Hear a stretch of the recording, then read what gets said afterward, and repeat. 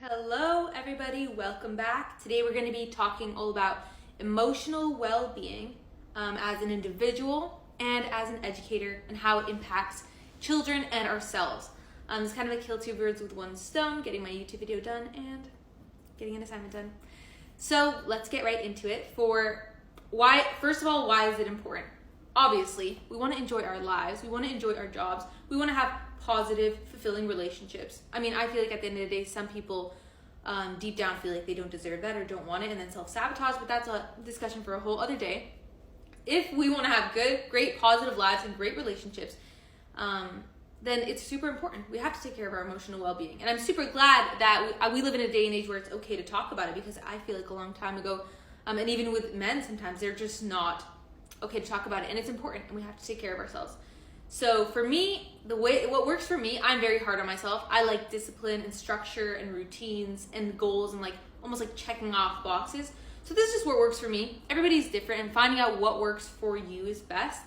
But the one thing that I like to do every morning, well, when I do remember, I've been kind of doing this on and off since 2021-ish, is I have this little journal, and every single day I write 10 things that I want, 10 goals.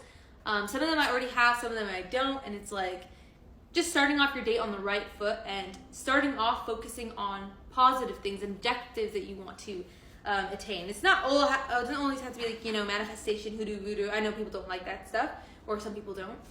So if you don't believe in it, it's just like about, changing your focus. Like everybody has heard that thing about the white car. Like if you're thinking about a white car, you're going to see so many white cars. And it's the same thing. If you're thinking about your goals, you're going to start seeing ways that you can achieve your goals. You're going to start seeing little avenues and things that you can do. And I just feel like we're all being brainwashed anyway with all the content we consume on social media. We might as well at least take some of it into our own hands. So I'll give you an example. Like August 2nd, 2024. I'm so blessed to be a millionaire. I love it. See what I mean? Like we just write, something that you want, something that, and they start to change. And it's a nice thing because it helps you know even what you really want. I feel like some people don't even know what they want.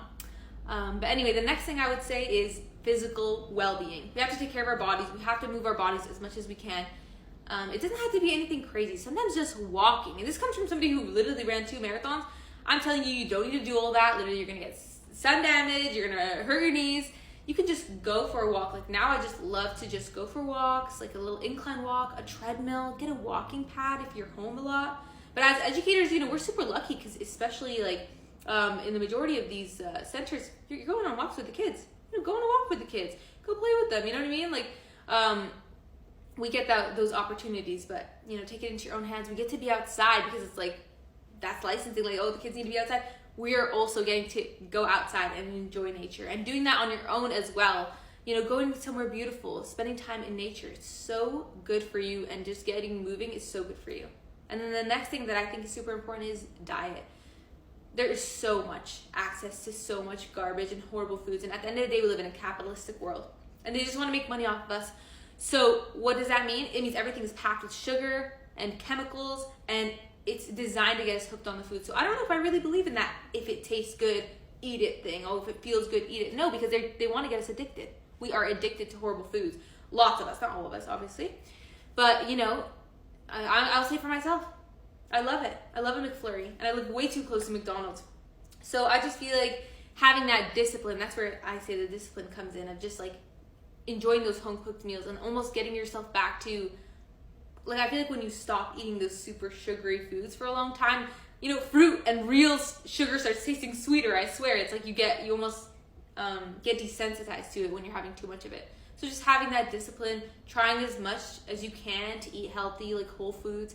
And a hack that I love, that I always do whenever I'm so busy and I know I'm not going to be able to cook, is instead of going to a fast food place or going to a restaurant, I go to the grocery store delis, and they have salads, they have rotisserie chickens, they have just healthier alternatives to, if you need to eat out, it can just be a lot better than you just go to a grocery store and see the salad and the veggie and even mashed potatoes is better than getting french fries.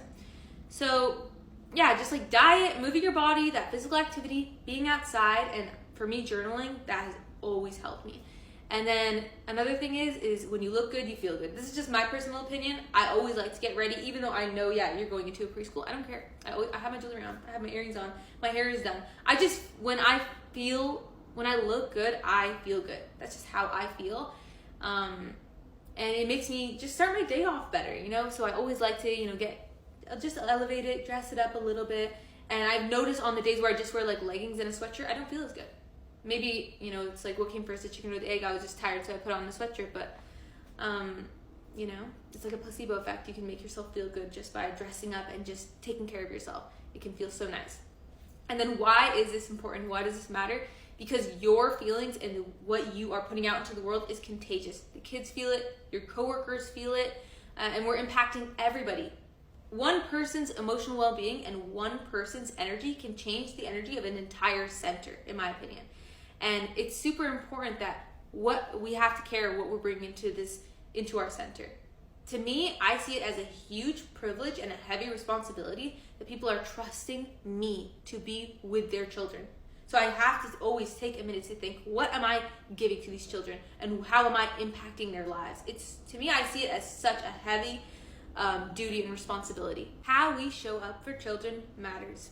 Children are learning by observing adults. They are looking up to you and they see the adults around them lots of times as role models, especially our emotional responses. So when we do take care of our emotional well-being, we have a better chance of being able to take a moment, step back, and be more conscious of how we're going to react and how we're going to solve problems.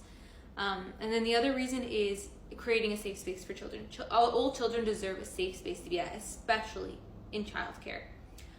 So providing that supportive environment and creating trust is super important, and we can only do that when we do take care of ourselves.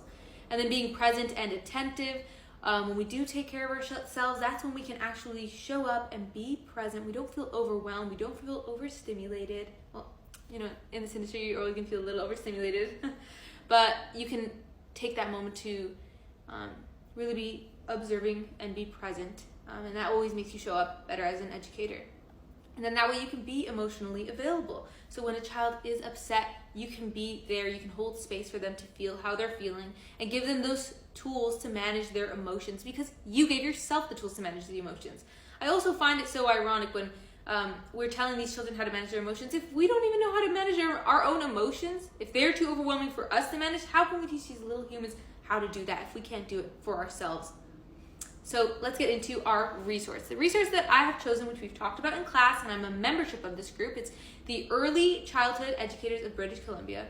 And this is a great resource because it's one of the things I didn't talk about, which is community and having a great support system. If you don't have a lot of people in this industry, maybe you run a daycare all by yourself, in-home daycare or something like that, this is a great resource for somebody like that. Or maybe you just don't get along that well with your coworkers. Maybe, you know what I mean? They do seminars. They have it's almost like a support system. They have groups, and you can go in person and watch these amazing presentations, and they will connect you with different resources. And they also mail you the up-to-date information and books that you can read, which I haven't gotten mine yet because I just signed up after class actually. So it's a super amazing resource, and I will link the resource in the description. As well as a couple of others that I feel are really useful for early childhood educators. So other than that, thank you guys for tuning in, and if you have any questions, let me know. Bye, everybody.